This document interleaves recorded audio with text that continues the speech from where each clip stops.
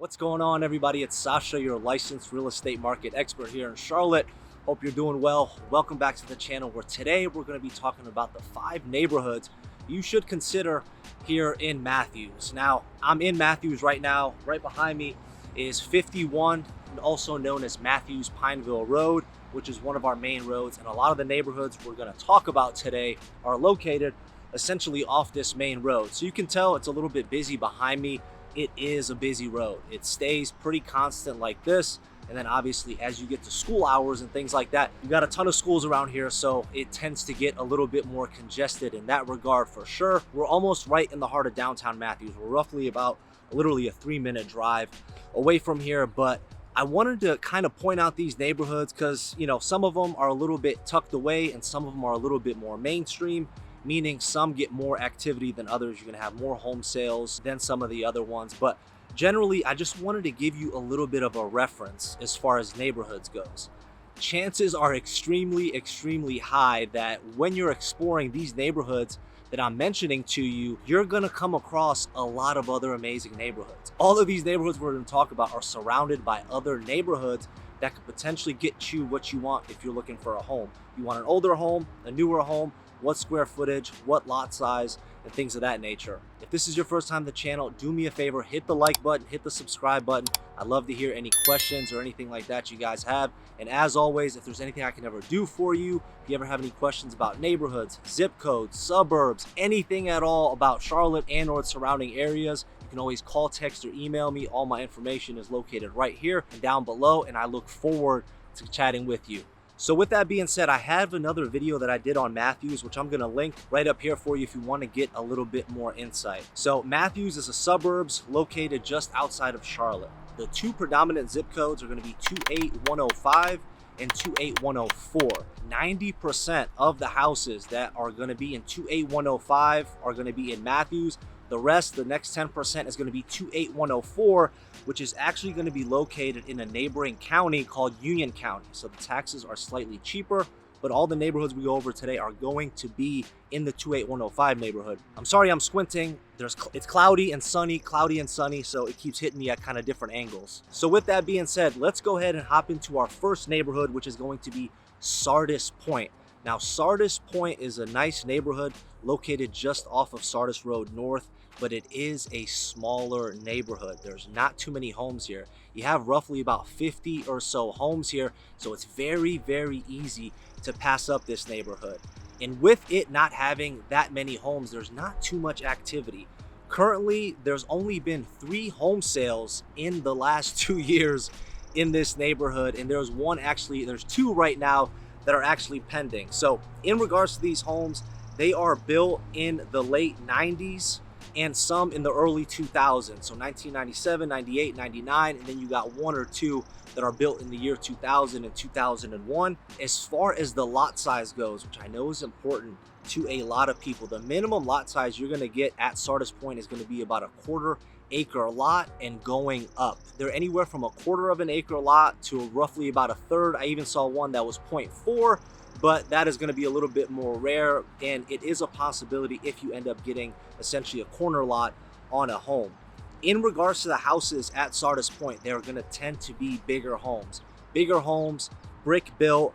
A lot of them, at a minimum, they're going to be at least 2,500 square feet, with the averages are going to be a little bit more closer to 3,500 square feet when you're looking at the homes over there. So if you're somebody that might be interested in a neighborhood similar to Sardis Point, a move-in ready home like I'm going to be showing you here is going to be roughly between $700,000 to $800,000. If it needs some updates and things like that, obviously prices can range, but that's going to be a very good ballpark to start out at the Sardis Point neighborhood. Now let's get into our second neighborhood, which is going to be Sardis Plantation, which is not located off of Sardis Road North. It is actually located off this road right behind me, which is 51. So really quick, I forgot to mention, if you're in Matthews, in and around Matthews, as far as transportation goes, you're looking at about a 20 to 25 minute drive to Center City, uptown Charlotte, roughly about a 30-minute drive to the airport, and roughly about 15 to 20 minutes to South Park Mall. So essentially, any of these neighborhoods that I'm talking about, that is kind of the transportation, the drive time you could expect to have in some of those areas. Sardis Plantation is a much bigger neighborhood, so with that comes a lot more activity in the real estate market. Currently, there's 5 homes that have accepted an offer on the market right now, and there's been 31 homes sold in the last 2 years. So this neighborhood, as opposed to Sardis Point, has a lot more activity. So this is one you might want to hyper focus on a little bit more if it meets up to your standards in regards to square footage, lot size, and of course, the pricing. So being located right off of 51, amenities, I mean, you honestly have a ton. It's only 5 minutes from where I am here, and I'm over here at a tennis court and right next to downtown Matthews, as I mentioned. So all of your shopping and things like that are going to be within 5 to 10 minutes. You're going to have restaurants, you're going to have some bars, and a lot of things like that. And right there, being off of 51 makes commuting very easy, and you also have very easy access to Highway 485, which is our loop. So anywhere in and around Matthews, you're gonna have that as well. Now, in regards to the real estate that we have over there, a lot of the houses over there were built in the late 80s to the mid 90s. So you have different type of styles. You have the brick homes, which is gonna be a majority of them, and then you have some of them that are brick veneer, and then you have the vinyl siding on the sides of the houses. Most of the lot sizes over there are going to be a 1/4 acre to a 1/3, very similar to Sardis Point, but there are a couple in there that are closer to 1/2 acre. So it's something you might want to keep in mind if you're hopefully kind of looking to look into this area. Majority of the homes at Sardis Plantation are going to be between 17 to 1800 square feet up to about 2600 square feet. You do have some homes that are going to be a little bit smaller than that, and then you do have some that are a little bit bigger, but for majority's sake, you're going to be looking at that 18 to 2600 square foot range. Price wise, for a 3-bedroom on that lower end square footage range, you can expect to pay roughly in the high 4s, anywhere between 450 to 500. When it comes to the bigger homes, closer to the 25 plus square footage, you're going to be looking in the mid 550s to a 600 price point. And looking back on some of these sales, some people went absolutely a little bit too crazy as far as putting in offers over asking price in the last year. But right now, as we're sitting here, prices for a 3-bedroom, you're looking at about 450 to 500, and then anywhere from the mid 5s up to about 600 for some of the bigger homes in this area. Now let's move on to this absolute hidden gem, which, to be honest with you, there is not a lot of houses for sale there, and the price points vary so much. It's kind of hard to find yourself in there, but I found myself in this neighborhood looking at a home for a client, which I'll show you guys right here. And I found this absolute unicorn that I posted on my Instagram. Looks like a goddamn castle. So make sure you follow me there on QC Home Group on Instagram. But the next neighborhood we're going to talk about is Remington Lane.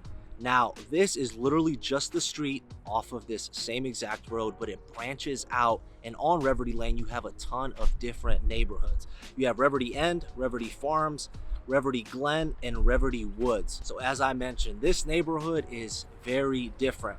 The first two that we had mentioned, you can see the style of homes are pretty similar. That brick style home. This neighborhood is a wide range of stuff. You're gonna have houses built in the late 70s all the way up to brand new construction homes right now, and prices are gonna vary. Some teardowns in that neighborhood can go for $400,000 to $500,000 just for the land alone. For about a move-in ready home that built in the 70s, 80s, 90s, you're probably looking at around that $600,000 price point. If you happen to go up to that new construction price point, that is where the big, massive, beautiful homes are going to be that are 35, 4,000 square feet plus, and those homes are easily going to range at $1 million and over, as you can tell by all this footage that I'm kind of showing you guys. This neighborhood is so cool because of the variety of homes you have.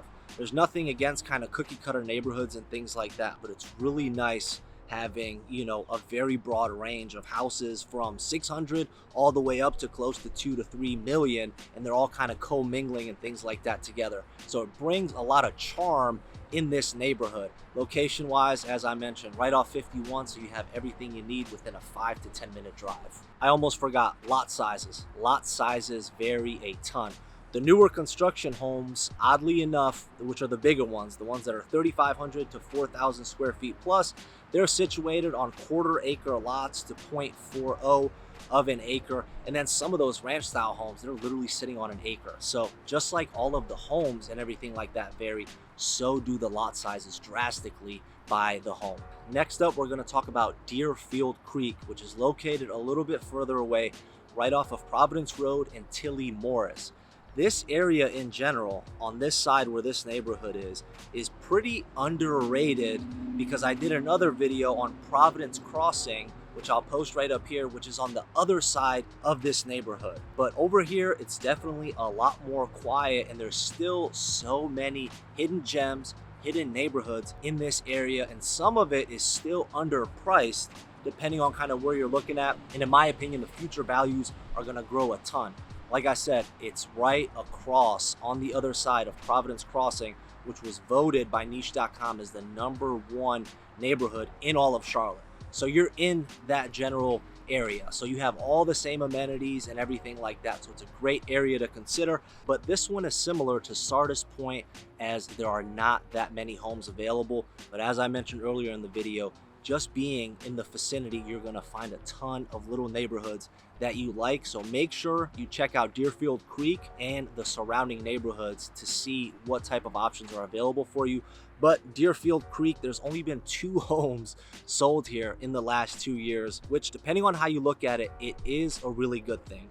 The neighborhoods that do not have a high turnover rate tend to be more desirable, meaning when somebody buys a home in that neighborhood, they don't want to move. So they end up living there for 5, 10 plus years, and that's why you have so few activity. But in regards to Deerfield Creek, the houses were built, beautiful big brick houses. They were built in the late 90s to the early 2000s. They are bigger homes. They're between 35 to 4,500 plus square feet. Lot sizes are going to range from 1/3 to about 1/2 acre, which is very nice. But the price point, we don't have too much data to go over. So the price point as of right now, those other 2 sales were between 900 to 1.1. Don't let those prices scare you. Check out the surrounding neighborhoods of this neighborhood, and you're gonna find a lot more stuff that is price friendly if that's what you're looking for. Next up is a neighborhood that went undetected for a while until a lot more home sales started popping up. And this one is actually very similar to Sardis Plantation. So it's definitely one you should check out. It's gonna have a lot more variety. They're not all gonna be brick homes. They're not all gonna be vinyl siding. You're gonna have some stucco homes built in there. All the houses over there were built in the mid-90s to the early 2000s. And this is a bigger neighborhood. It's located literally 5 minutes of downtown Matthews, and you have easy highway access there as well. The only downfall, because when you look at it on the map, it is relatively close to the highway. So depending on where you are in the neighborhood, you might have some highway noise. Now, you have a ton of big mature trees just like this behind me, and they're a little bit clumped closer together, so that's going to do a little bit to block out the noise. But I think Thornblade is a very good option for you to check out. Homes in Thornblade are going to range between 1,600 to 1,700 square feet up to about 2,800 or so, with the majority of them being between 2,000 to 2,500 square feet. So you got your 3-4 bedrooms most often. Here and then you'll get a couple 5-bedroom homes. My favorite thing about Thornblade, other than the location, is going to be the variety of homes and the pricing. Now, as we all know, pricing's gotten out of hand a little bit, so things are changing a little bit. But if you're looking for a 3-bedroom, you can expect to be in the low 400s, the low to mid 400s for a 3-bedroom within that 16 to 18 to 1,900 square foot home.